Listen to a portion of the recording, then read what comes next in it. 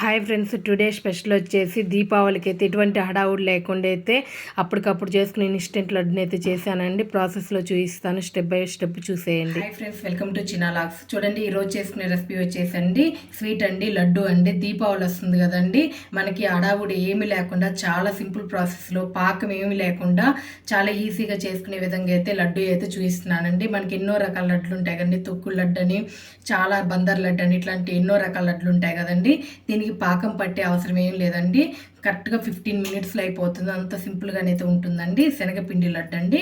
చూడండి, నేను ఈ కప్పుతోనైతే 2 కప్పుల శనగపిండిని అయితే తీసుకున్నానండి. నీట్గా జల్లిచ్చి అయితే తీసుకోవాలండి, పిండి బరకగా ఉండకూడదు.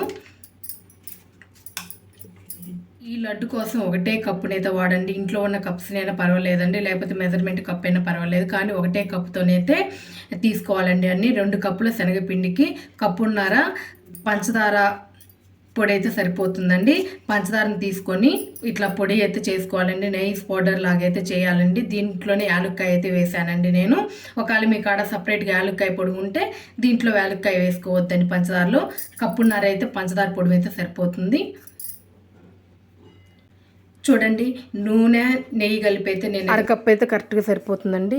అసలు లేని ఆయిల్ అయితే యూజ్ చేయండి. నేనైతే సన్ఫ్లవర్ ఆయిల్ అయితే వేసానండి. చూడండి, వెడల్పుగా ఉన్న కళాయిని అయితే పెట్టానండి లడ్డు కోసం. స్టవ్ ఆన్ చేస్తున్నాను. ఫస్ట్ కళాయి హీట్ అవ్వాలి. చూడండి, కళాయి అయితే హీట్ అయిందండి. ఇప్పుడు ఆయిల్ నెయ్యి మొత్తాన్ని అయితే ఇట్లా వేసేసుకున్నాము. చూడండి, నెయ్యి ఆయిల్ కాయిన తర్వాత కొంచెం జీడిపప్పు పలుకులండి లైట్గా వేయితే సరిపోతుంది. చూడండి, ఈ విధంగా వేయితే సరిపోతుందండి. వేరే ప్లేట్లోకి అయితే తీసుకుందాము. ఆయిల్ నూనె ఏమి రాకుండా వంపేసుకొని అయితే తీసుకోవాలి. మంట మొత్తం తగ్గించుకొని సిమ్లో పెట్టుకొని అయితే పిండి అయితే వేసుకోవాలండి. 2 కప్పుల వరకు అయితే పిండి వేస్తున్నాను. సిమ్లో పెట్టేసుకోండి, హై ఫ్లేమ్లో పెట్టుకోవద్దండి. ఇదిగోండి 2వ కప్పు వేసుకున్న తర్వాత బాగా కలుపుకోవాలండి. ఇదిగోండి, మంచిగా కలుపుకోవాలి. చిన్న మంటే పెట్టుకోండి, హై ఫ్లేమ్లో పెట్టుకోవద్దండి. ఉండలు ఏం కట్టకుండా మంచిగా కలుపుతూనే ఉండాలండి. పిండి వేసిన కాంచి కలుపుతూనే ఉండాలండి. మనకి మంచి ఇప్పుడు పచ్చి స్మెల్ వస్తుంది కదండి. వేగానే బాగా వేగే కొంది మంచి స్మెల్ వస్తుంది శనగపిండిలో నుంచి. అప్పుడు దాకైతే వేగుతూనే ఉండాలి. మనకి వేగేదైతే అర్థమవుతుందండి. చూడండి, ఫస్ట్ మన పిండి వేయగానే కొంచెం గట్టిగా ఉంది. ఇప్పుడు చూడండి, లూజ్ అవుతూ ఉంది. నూనె అనేది విడిచిపెడతా ఉంటుందండి. పిండి వేయగానే ఎమ్మటే కొంచెం గట్టిగా అవుతుంది.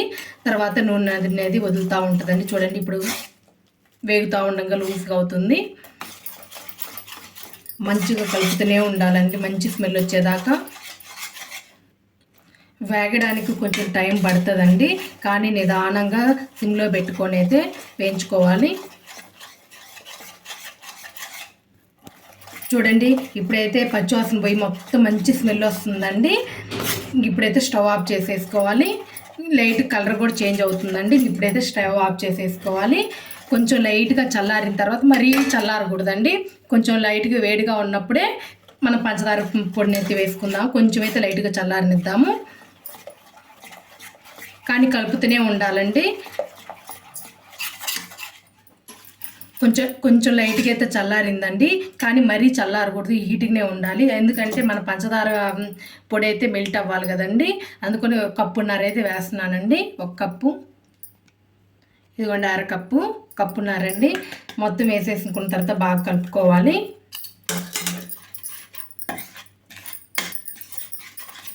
ఇప్పుడు గట్టిగానే పడుతుందండి, కానీ కొంచెం సేపు అయితే మనం ఇట్లనే కలుపుతా వదిలేయాలండి. 1 పావు గంట సేపు అన్న ఇట్లా వదిలేయాలి. మొత్తం కలిపిన తర్వాత మనకు కరెక్ట్గా వండైతే వస్తుంది. ఈ వేడికి పంచదార అనేది మెల్ట్ అవుతుందండి.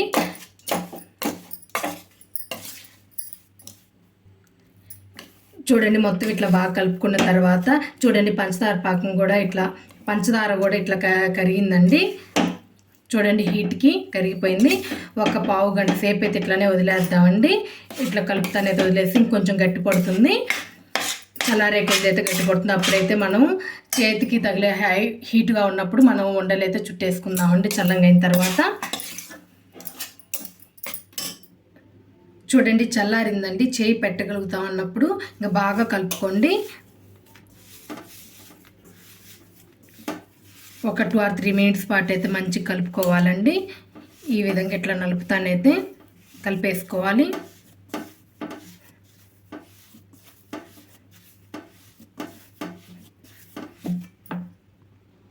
చూడండి బాగా ఇట్లా కలుపుకున్న తర్వాత అయితే ఇంక ఇప్పుడు లడ్లు కింద అయితే చుట్టేసుకుందామండి. మీకు ఏ సైజు కావాలంటే ఆ సైజు తీసేసుకొని బాగా స్మూత్గా అయితే ఇట్లా చుట్టేసుకోవాలండి. చూడండి ఒక జీడిపప్పుని అయితే ఇట్లా పెట్టేసుకొని మనం వేయించి పెట్టుకున్నాం కదండి జీడిపప్పుల్ని రౌండ్గా బాల్ లాగా చేసేసుకుందాం. చూడండి ఇట్లా జీడిపప్పులు పెట్టేసి చూడండి ఎంత షైనింగ్గా ఉందో లడ్డు. చాలా పర్ఫెక్ట్గా అండి. ఈ విధంగానే చేసేసుకుందామండి.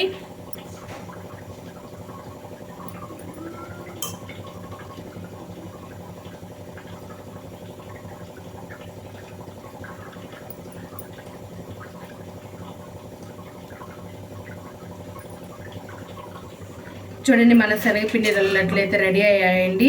ఇట్లా నోట్లో వేసుకుంటే అట్లా కరిగిపోయే విధంగా అయితే ఉంటాయండి. చాలా సింపుల్గా చాలా ఈజీగా అయితే చేసుకోవచ్చు. చాలా టేస్టీగా అయితే ఉంటాయండి. చూడండి ఎంత స్మూత్గా ఎంత సాఫ్ట్గా ఎంత షైనింగ్ అయితే ఉన్నాయో చాలా అయితే బాగుంటాయండి. నేను చేసిన విధంగా అయితే ఒక్కసారి చేయండి. పదే ఇట్లనే చేస్తారండి. నా వీడియో కనుక నచ్చినట్లయితే లైక్ చేయండి, షేర్ చేయండి, కామెంట్ చేయండి. ప్లీజ్ సబ్స్క్రైబ్ చేసుకోండి. Thank you.